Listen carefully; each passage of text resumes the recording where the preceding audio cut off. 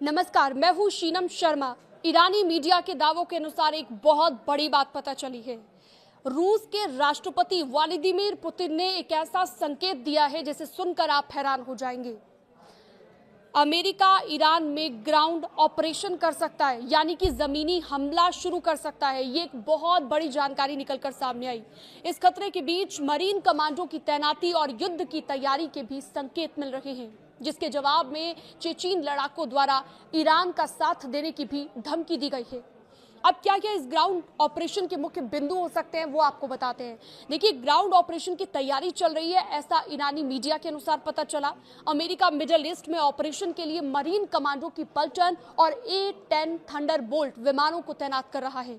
Putin की खामोशी Iran के खिलाफ अमेरिका और इजराइल की संभावित लड़ाई के बीच पुतिन की चुप्पी को रूस द्वारा ईरान के अप्रत्यक्ष समर्थन के रूप में देखा जा रहा है। चेचीन लड़ाकों की धमकी भी सामने आई। रिपोर्ट के अनुसार पता चला है कि चेचीन लड़ाके ईरान में ग्राउंड ऑपरेशन होने पर युद्ध में शामिल हो सकते हैं और इसे जिहाद करार दे रहे हैं। तनाव में वृद्धि हो सकती है। अमेरिका और ईरान के बीच तनाव आपने देखा कि चरम पर है अभी भी। ये चिंता और ज्यादा बढ़ रही है, तनाव भी बढ़ सकता है कि क्या अमेरिका ईरान में ग्राउंड ऑपरेशन करेगा। ये एक बड़ा सवाल है। जो पुतिन ने कही है बात, क्या वो सच साबित होगी।